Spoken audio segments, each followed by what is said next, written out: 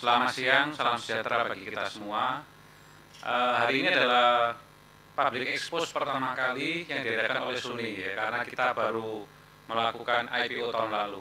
Jadi mudah-mudahan melalui public expose yang kita lakukan nanti secara berkelanjutan bisa memberikan informasi tentang perusahaan, tentang perseroan kepada semua khalayak umum, investor maupun para media bisa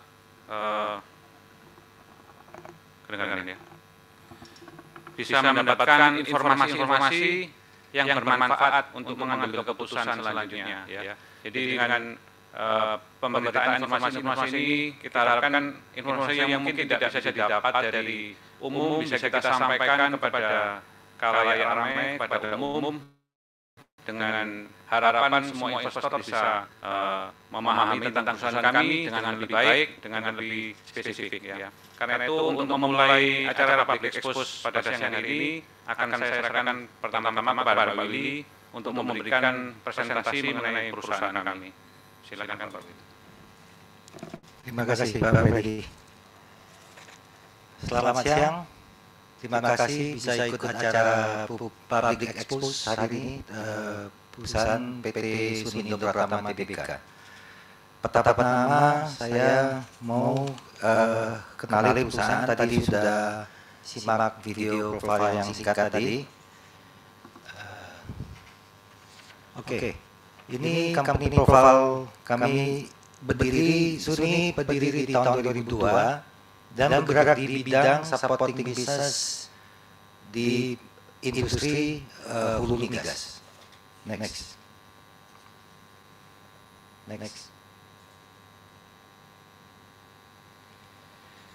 Why invest in SUNI? SUNI punya strategic asset. PT Rainbow Tubular Manufacture di Batam itu adalah pabrik in-house kami untuk produksi seamless pipe OCTG tubing. Rainbow adalah pabrik pertama yang bisa OCTG tubing di Indonesia dan sampai saat ini masih satu-satunya di Indonesia yang produksi OCTG tubing. Kami punya domestic captive market dengan target pemerintah yang 1 juta barrel by 2030 dan sekarang lifting minyak masih di sekitar 600-an ribu barrel per day. Masih ada big demand untuk pipa-pipa, tubing dan casing. SUNI juga sejalan dengan pemerintah TKDN polisi dengan TKDN yang cukup tinggi antara 40 sampai 50%.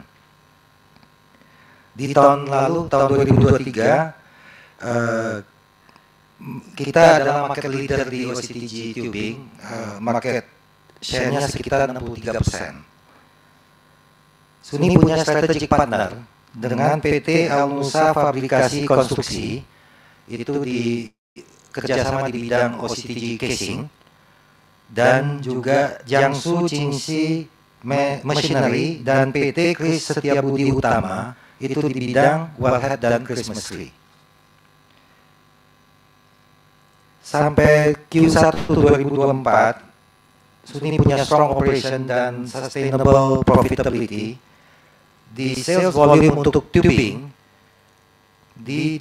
ada growth sebesar 35,6% year on year dan 36,4% CAGR. Untuk net profit sebesar growth 68,8% year on year dan 35,1% CAGR. Kita punya solid balance sheet dengan debt to equity ratio hanya di 0,3. Perusahaan sudah pengalaman di oil and gas lebih dari 20 tahun dan tim manajemen kita juga rata-rata di atas 10 tahun. Punya high safety standard dengan zero fatality. Potential market ke depan adalah di geothermal geothermal area.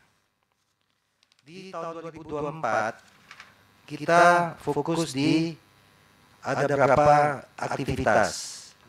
Yang pertama, kita lagi fokus untuk pembangunan pabrik kedua Rainbow di Batam. Dan awal tahun kita di kuartal 1 juga Suni sudah inject capital injection sebesar 152 miliar rupiah, dan groundbreaking juga di Q1 sudah di groundbreaking, dan saat ini lagi fokus untuk konstruksi. Perkiraan kami akhir tahun bisa selesai, dan sekitar Q1 akan komersial. Kita juga fokus di diversifikasi produk kita ke line pipe dan premium connection market. Di Mei 2023 sudah kami juga ada joint venture dengan JMP, dengan anak perusahaan PT Petro Synergy Manufacturing, dan semua sudah tahap setup-nya, mesin dan konstruksi sudah selesai. Sekarang lagi sedang proses sertifikasi API dan TKDN. Next.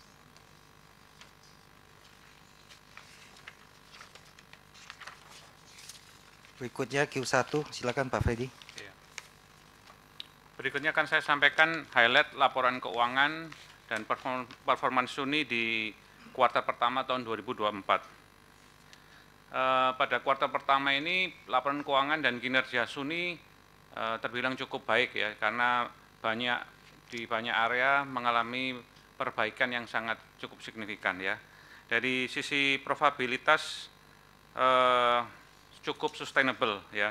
Dari revenue kita meningkat 15,1% dari year on year tahun sebelumnya menjadi 162,7 miliar.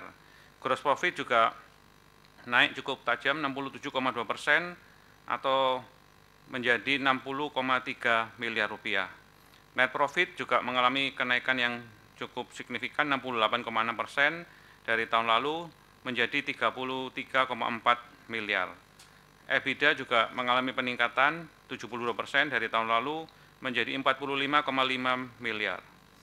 Secara balance sheet, laporan keuangan kita juga sangat solid, jadi equity kita juga naik 5,7% menjadi 621,5 miliar, sedangkan financial debt kita turun 14,6% menjadi 62,6 miliar. Dan debt to equity ratio kita juga sangat baik, 0,29 kali ya. Jadi balance sheet kita sangat solid. Kemudian dari cash flow secara operating juga sangat baik, ada positif cash flow sebesar 12,3 miliar di kuartal yang pertama. Sedangkan dari sisi operation tentunya mendukung pencapaian laporan keuangan di kuartal pertama ini, yaitu peningkatan penjualan ya secara kuantitas, baik dari tubing, casing, ya semua meningkat cukup tajam ya. Dari OTCJ tubing misalnya naik 35,6% dari tahun lalu menjadi 3.853,8 ton. Dari casing juga demikian naik 117 kali malah ya, dari tahun lalu menjadi 1.562,5 ton. Dan secara produktivitas penggunaan energi juga mengalami penurunan, jadi efisiensi secara produksi juga meningkat cukup efisiensi. Next, di tahun 2004 ini kuartal pertama pencapaian kita masih sejalan dengan target yang telah ditetapkan oleh perseroan ya. Dari sisi kuantitas penjualan kita secara sampai dengan kuartal pertama ini OCGT tubing mencapai 19,3% ya. Kemudian casing 17,7%, sedangkan wellhead dan Christmas tree 2%. Dari sisi revenue juga pencapaian kita 17,6%. Kemudian dari net profit pencapaian kita sudah mencapai 30,5% dari yang ditargetkan di tahun ini. Dan untuk debt to equity ratio juga sangat baik ya, dari 0,5 kita sudah mencapai di 0,29 kali. Jadi achievement perseroan pada kuartal pertama ini masih sesuai dengan proyeksi dari perseroan di selama tahun 2004 ini. Selanjutnya Pak Bambang akan memberikan update ya tentang kegiatan operasional sampai dengan 4 bulan ya, 4 bulan kita akan update sampai 4 bulan sampai April tahun 2024. Silakan Pak Bambang. Terima kasih Pak Freddy. Untuk operational performance, saya mulai dengan produk pertama yaitu OCTG tubing. Seperti yang disampaikan Pak Freddy sebelumnya, untuk performance 4 bulan pertama di 2024 kita ada kenaikan 90,5% year on year, sehingga total produksi, total sales kita adalah 6.339,7 ton. Angka ini merupakan pencapaian sebesar 31,7% dari target 2024. Tubing sendiri ini terdiri dari dua produk. Yang pertama untuk low grade sebesar 77,8%, kemudian untuk tubing high grade totalnya adalah 22,2%. Next untuk OCTG casing, 4 bulan pertama di 2024 total penjualan kita 191 kali dari tahun sebelumnya, sehingga total sales adalah 2.543,6 ton. Angka ini mencapai 28,9% dari target 2024. Berikutnya untuk produk wellhead dan Christmas tree, 4 bulan pertama total unit yang diproduksi adalah 2 unit, sementara target 98%. Sebagai informasi tambahan, di bulan Mei dan Juni ini kita sudah ada penjualan sebanyak 51 unit, sehingga total untuk sampai hari ini ada 53 unit wellhead dan Christmas tree yang kita jual. Angka ini adalah 54% dari target tahunan tahun 2024, yaitu sebesar 98 unit. Terima kasih. Kembali ke Pak Freddy. Ya. Berikutnya kami akan menyampaikan highlight dari hasil RUPS yang baru kami laksanakan beberapa saat yang lalu. Pak Willy akan memberikan informasinya. Oke, terima kasih. Ya, tadi pagi baru kita kelar RUPS tahunan. Keputusan hasil rapat dan keputusannya adalah, yang ini highlightnya adalah keputusan untuk cash dividend didistribusi untuk tahun 2023, financial year 2023 sebesar 11 miliar rupiah, sama dengan 10,91%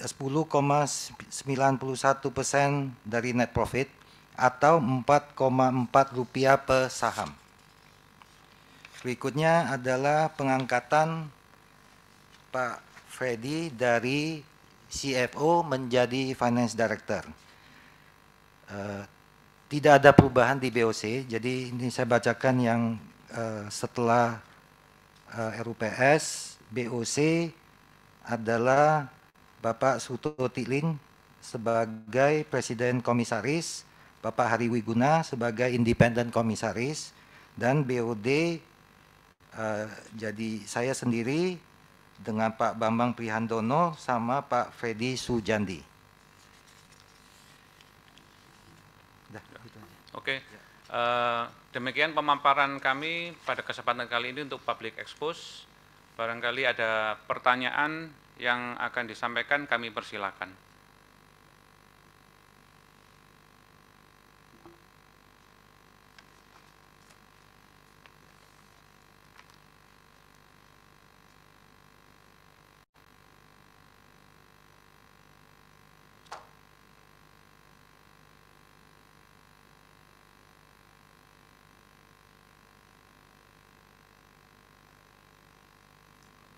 ini ada masuk.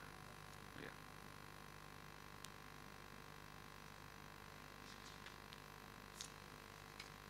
Kita mungkin batasi dua pertanyaan dulu ya, supaya lebih efisien.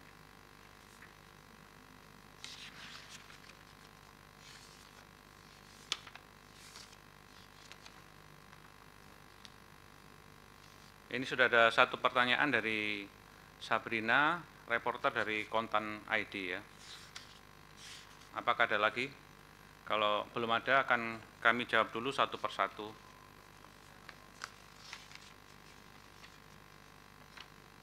Oke, sambil menunggu yang lain mungkin kita jawab dulu ya pertanyaan dari Ibu Sabrina ya. Jadi pertanyaannya demikian.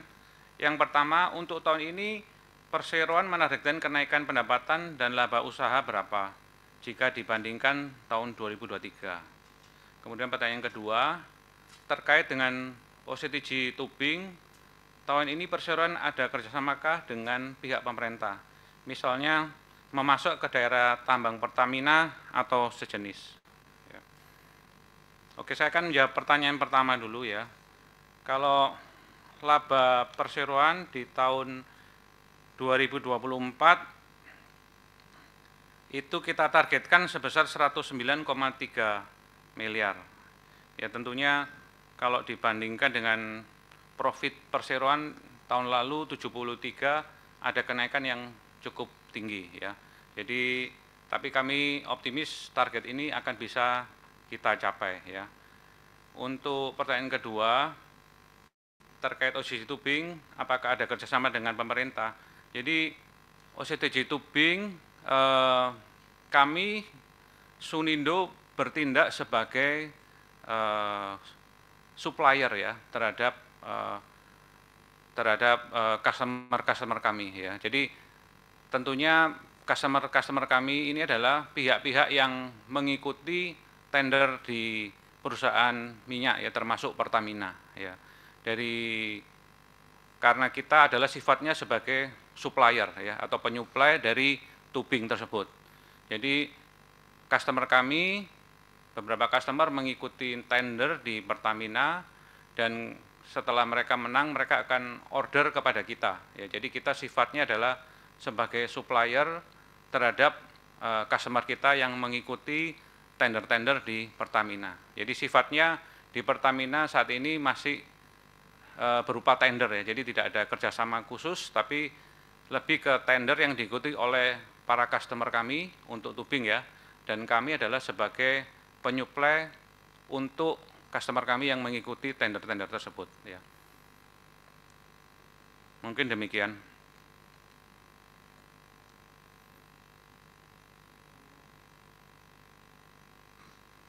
Apakah ada pertanyaan yang lain?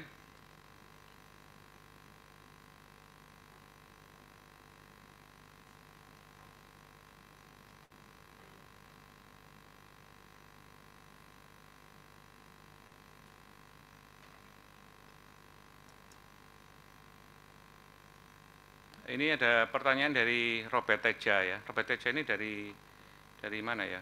Enggak disebut di sini ya. Oke.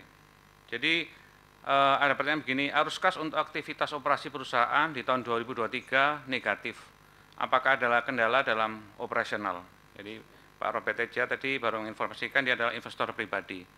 Jadi Pak Robert untuk menjawab pertanyaannya ini, memang ini dalam usaha kami agak unik ya, karena kita kalau khususnya untuk usaha kami di bidang casing ya, penjualan casing, itu adalah mengikuti tender pemerintah ya. Jadi secara siklus memang bisa cukup lama, 6 sampai 7 sampai 8 bulan bisa terjadi arus kas itu berputar di dalam perusahaan kita ya.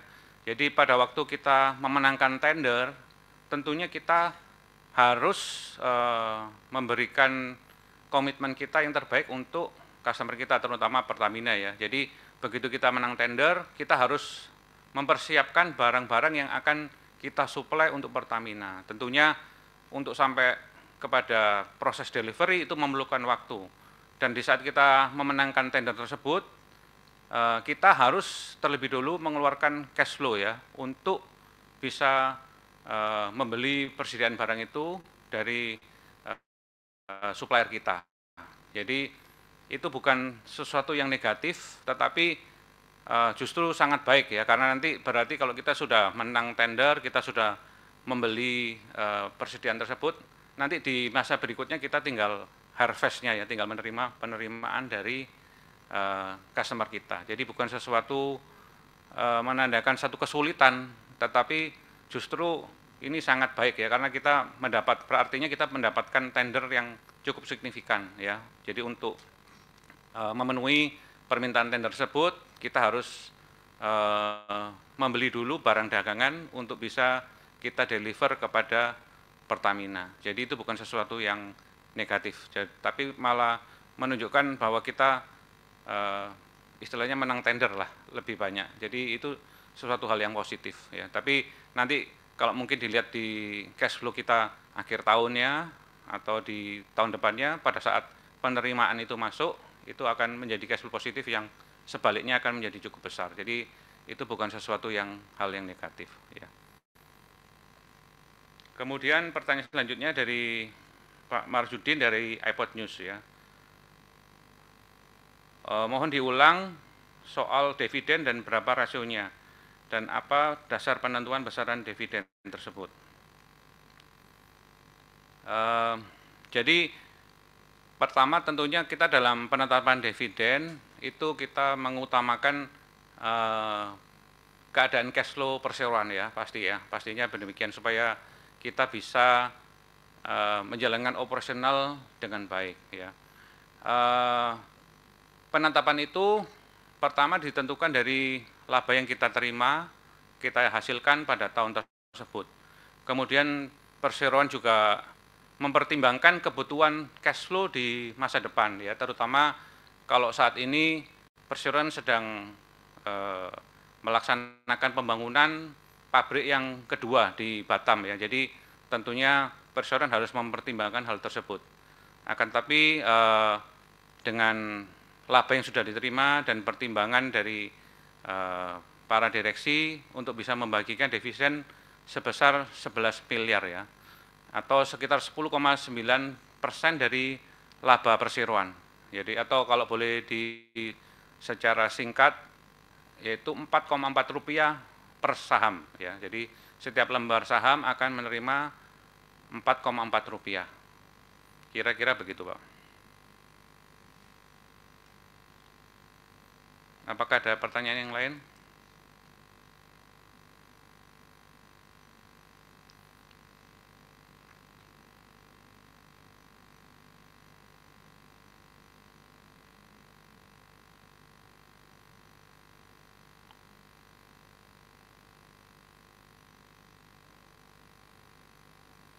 Ini ada dari Zeta dari IDN Financial.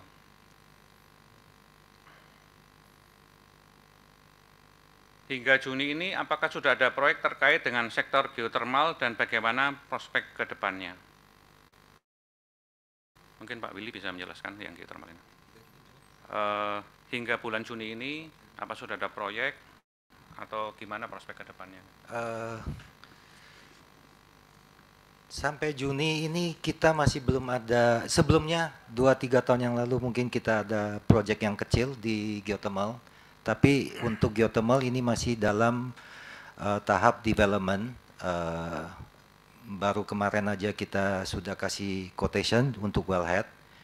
Jadi secara solid bisnis masih belum ada, tapi secara progres ya kita sedang jalankan dan sudah mulai ada penawaran yang kita masukin.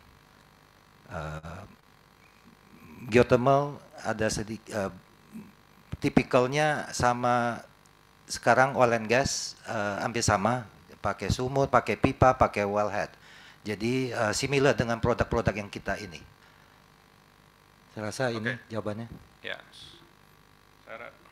demikian penjelasan dari Pak Willy ya. Jadi memang masih kita lakukan karena ini adalah line usaha yang baru di kita, jadi kita masih melakukan progres untuk ke depannya untuk bisa membangun line up bisnis ini ya. Kemudian dari Pak Romi ya dari CNBC.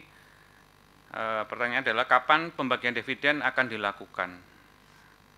Jadi kalau dari jadwal kami dengan pelaksanaan RUPS tanggal 12 ini, pembagian dividen pada ujungnya akan dilakukan tanggal 12 Juli tahun 2024 jadwal kita kali ini ya.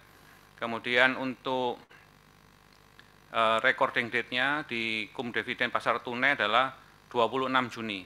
Jadi ex dividennya 27 Juni.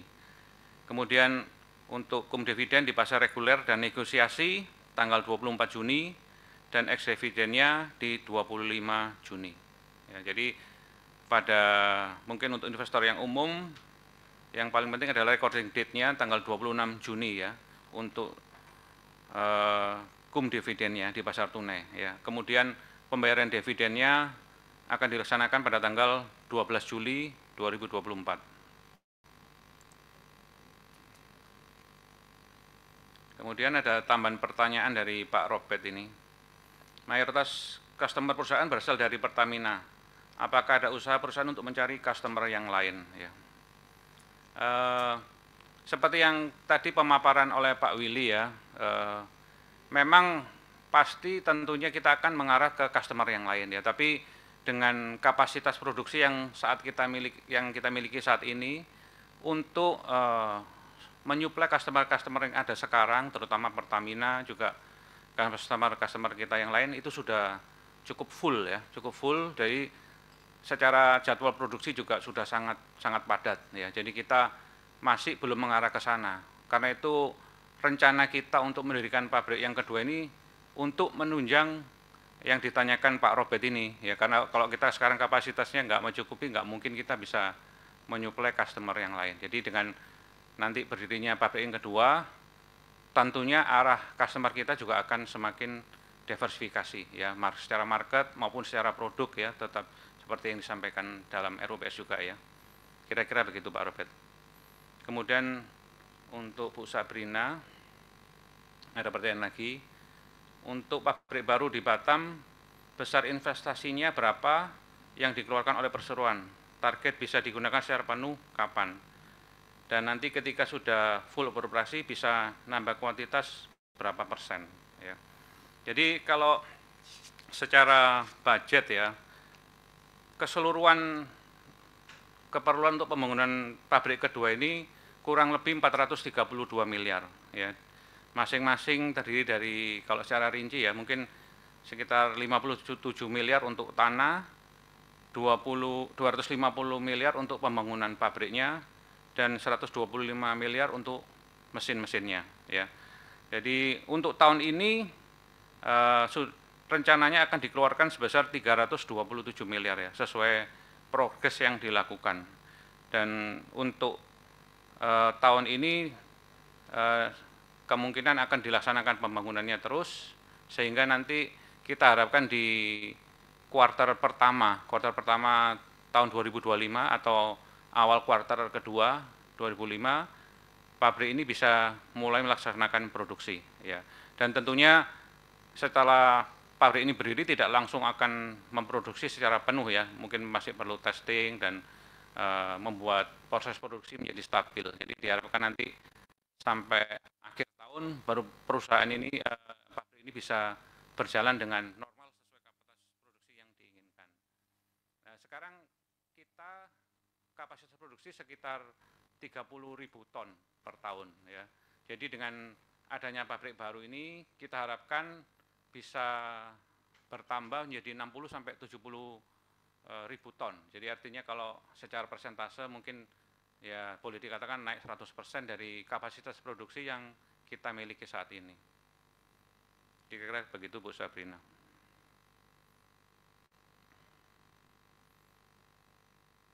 Apakah masih ada pertanyaan yang lain?